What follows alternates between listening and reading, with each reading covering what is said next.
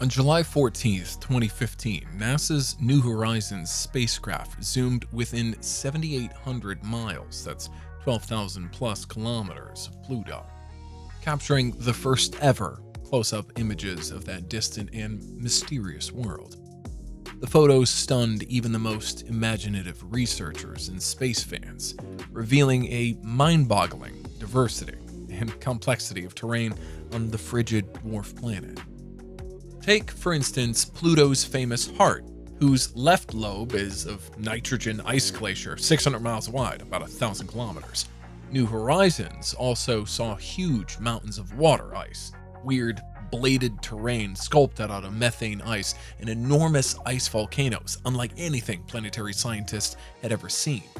"I was floored," to quote New Horizons principal investigator Alan Stern of the Southwest Research Institute in Boulder, Colorado, telling Space.com.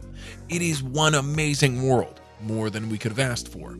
Stern has been the driving force behind New Horizons, which flew by another object, the Distance Arrokoth, in 2019, and is still going strong from its inception as a concept in the early 1990s. So, to celebrate the 5th anniversary of the Pluto flyby, Space.com asked Stern to highlight some of his favorite photos from the epic encounter. Spots are connected to a dark belt that circles Pluto's equatorial region. What continues to pique interest of scientists is their similar size and even spacing. Notice that? It's weird that they're spaced so regularly. Quote from New Horizons program scientist Kurt Niebuhr of NASA's headquarters in Washington. Jeff Moore of NASA's Ames Research Center, Mountain View, California, is equally intrigued. Quote, "We can't tell whether they're plateaus or plains or whether they're brightness variations on completely a smooth surface. The large dark areas are now estimated to be 300 miles, about 480 kilometers across, an area roughly the size of the state of Missouri.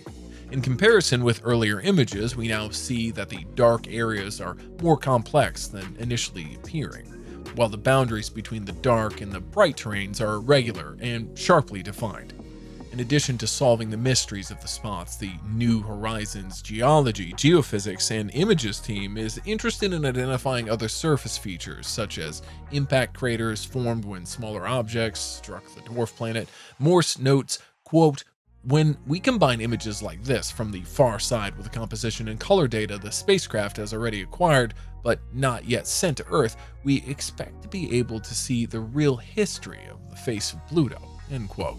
When New Horizons makes its closest approach to Pluto in just 3 days, it will focus on the opposing or encounter hemisphere of the dwarf planet. On the morning of July 14th, New Horizons will pass about 7,800 miles, about 12,500 kilometers, from the face with a large heart-shaped feature that's captured the imagination of people around the world.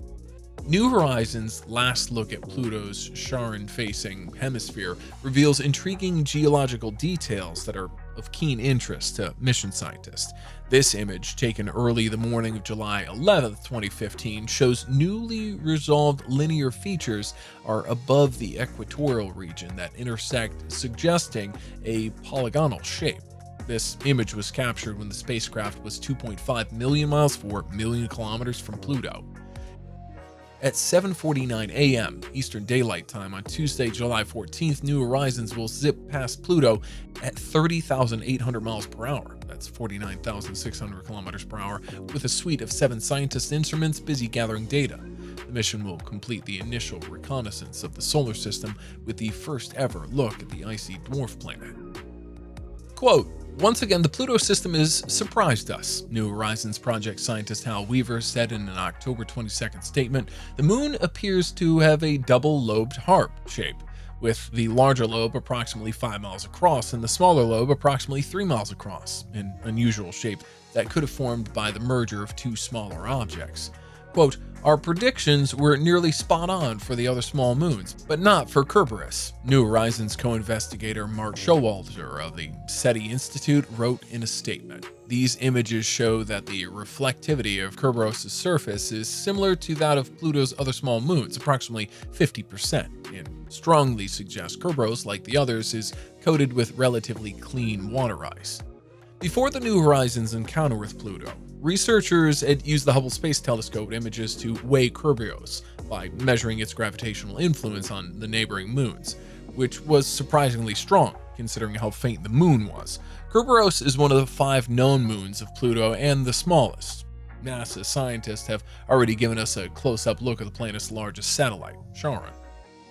High-resolution images of the moon, which were taken in July and transmitted to Earth September 21st, provided indications of a surprisingly complex and violent history. The images reveal details of a belt of fractures and canyons just north of the moon's equator, including a Great Canyon system, 4 times as large as our Grand Canyon on Earth, that stretches over 1,000 miles across the entire face of Charon, and likely around the moon's far side.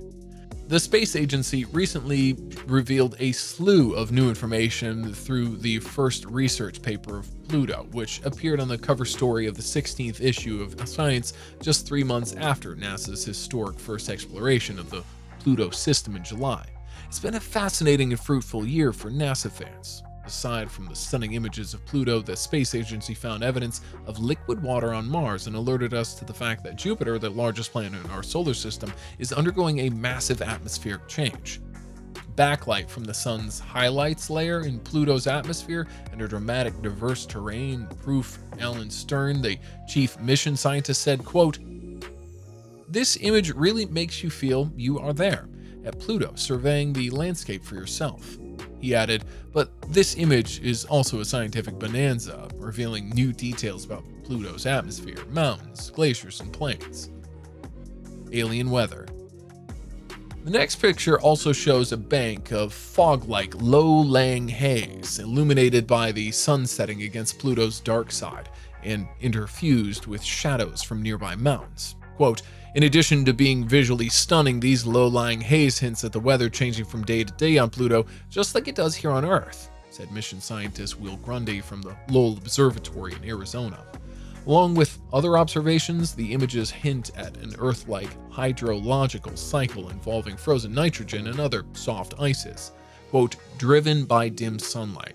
This would be directly comparable to hydrological cycles that feeds ice caps on Earth, where water is evaporated from the oceans, falls as snow, and returns to the seas through glacial flow, explained Alan Howard, a team member from the University of Virginia in Charlottesville.